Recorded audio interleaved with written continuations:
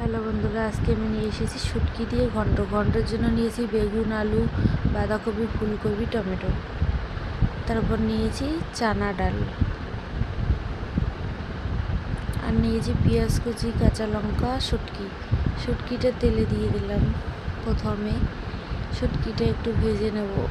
একটু ভেজে নেওয়ার পর তারপরে কাঁচা লঙ্কা আর পেঁয়াজ কুচিটা দিয়ে দিলাম।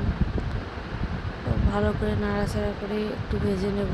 তারপরে সবজিটা দেব, চানা ডালটা দেব, তারপরে লবণ, হলুদ গুঁড়ো, জিরা গুঁড়ো দিয়ে দিলাম।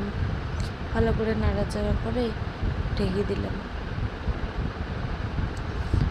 এইভাবে একবার নাড়াচাড়া করব আর ঢেকে দেব।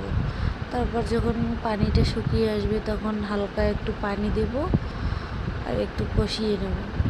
ভালো করে কষানোর পর এরকম হয়ে যাবে।